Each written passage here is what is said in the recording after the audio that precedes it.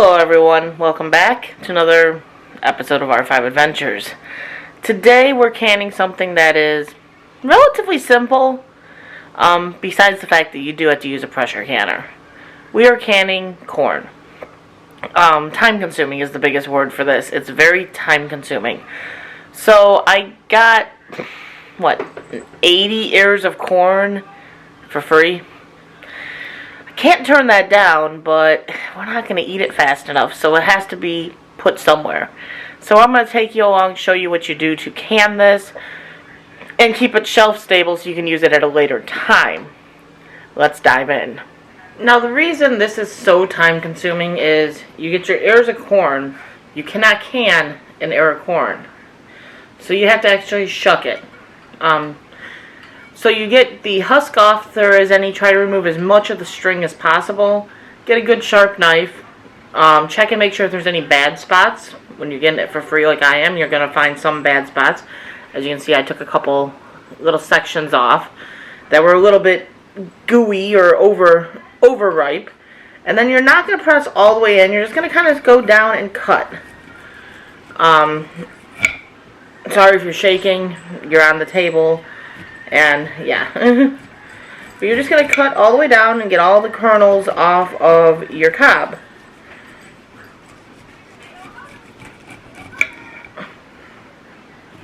And go all the way around, cut from one side to the other.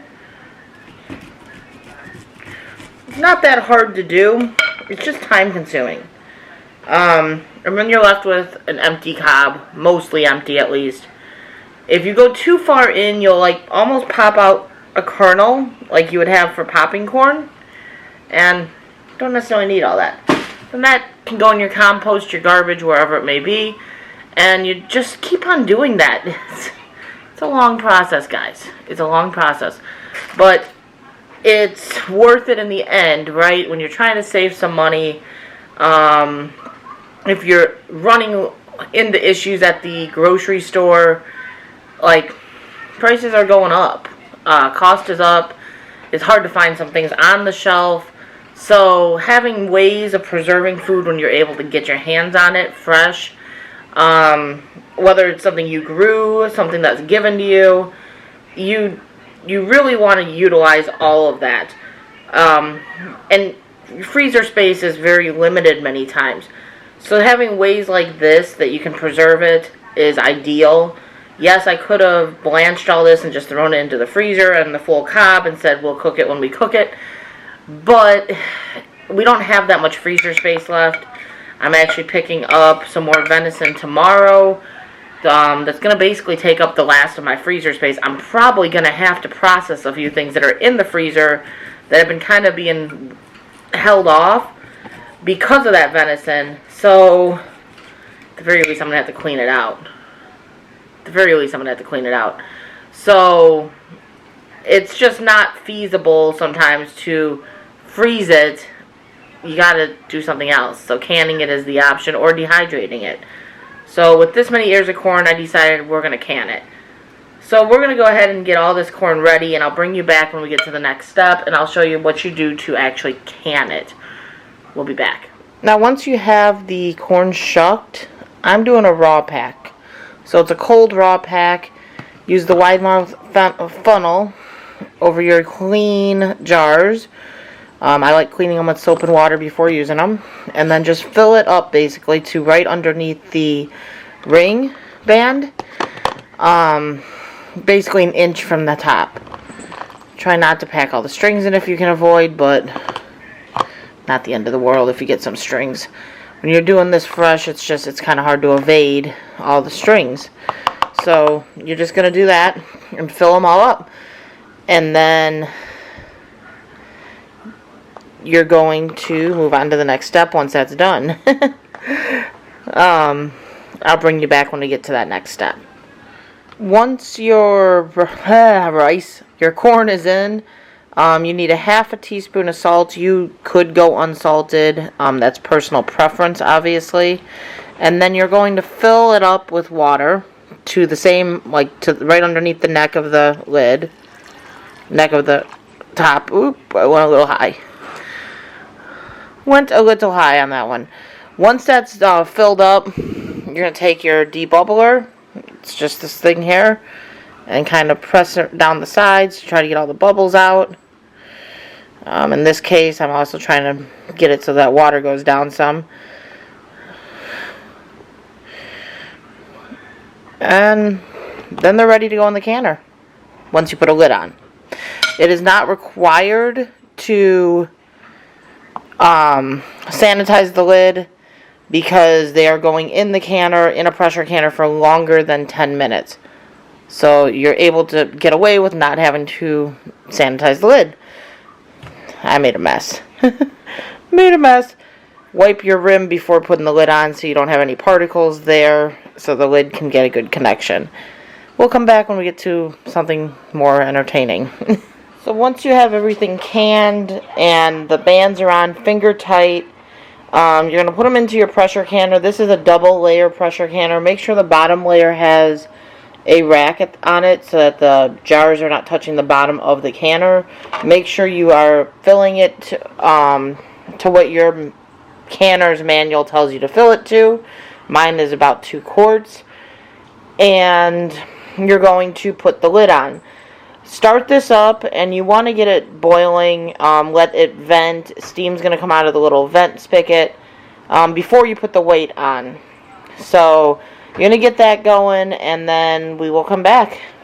It's hard to see on the camera, but once you have steam coming out of the vent, you can kind of see it coming out there.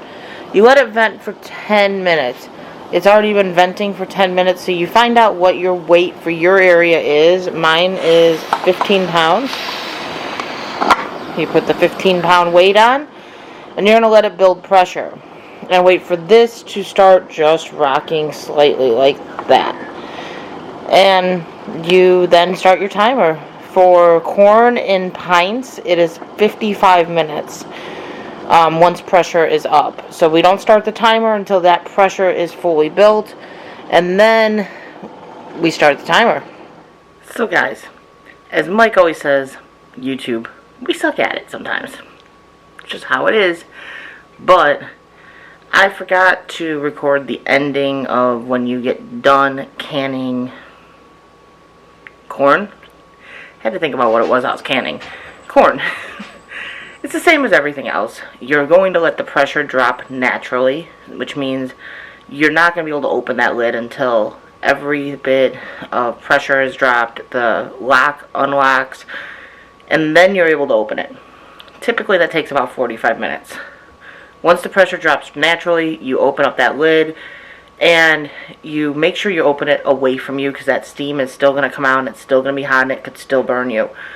Once it's open, you remove the jars with the special tongs that you can buy for canning. Or if you have another type of tong, you don't want to grab it with your bare hands because it is hot.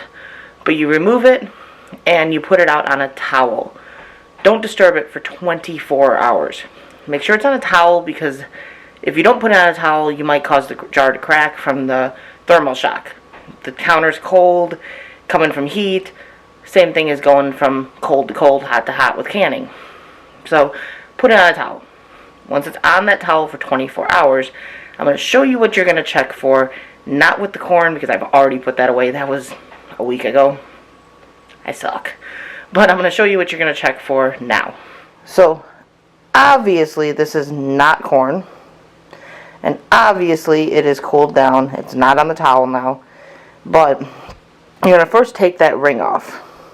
Don't store it with the ring. Many reasons. That ring could push down on the seal here and cause it to pop prematurely. It could also cause a false seal. If your jar unseals, which it does happen sometimes, it's going to pop up, and if there's a ring pushing down on it, it's going to cause it to push back down and possibly reseal with pressure changes. So when you open up that jar, it may appear fine, but it's in fact unsealed at some point and could have bacteria. Also, same reasoning in a sense, if it unseals usually, or if there's any moisture trapped in the ring, it could rust on there, and then getting it off is pretty well impossible without breaking the jar. So just store it without the rings. Some people will leave the rings on loosely so that this lid still has room to move if it does unseal. You could do that. I store without.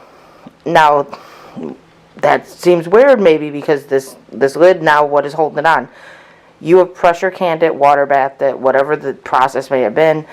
All of the pressure causes it to seal. It's not the ring holding it on. So, once you've removed that ring, you've now been left with the flat. The flat needs to be checked.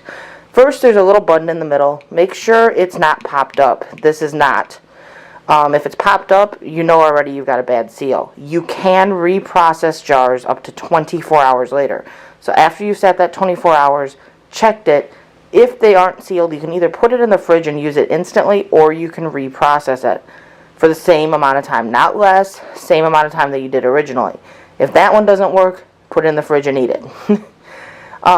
Then you're going to lift the jar, not drop the jar, by the lid. You should be able to lift your jar by that lid. If you cannot, it's a false seal. I've already checked this. Otherwise, you may want to have another hand close by so if the lid comes off, you don't drop the whole jar. But, lift by the seal, and also you can kind of pull upwards without lifting. If that thing comes loose, it is a false seal. If you hear any type of siphoning, sucking, like it's not staying tight, you probably got a false seal. Reprocess it. Once you know all that's all good, you just label your jar. Make sure you put your date on that jar because your food is good for at least a year. The new ball canning jars say 18 months. Some people have ate things 3 and 4 years later. So I'm just going to go by the general consensus of most lids are good for at least a year. So rotate it out. But you go ahead and label your lid, date your lid, store it on your shelf. Oldest to newest, of course, so you eat the oldest first. And you're done. Super easy, right? Hopefully you guys learned a little something from this video, and go grab your jars, grab your food you're going to can, and go can. Stay kind, guys. You don't know what anyone is going through, and we'll catch you on the next one.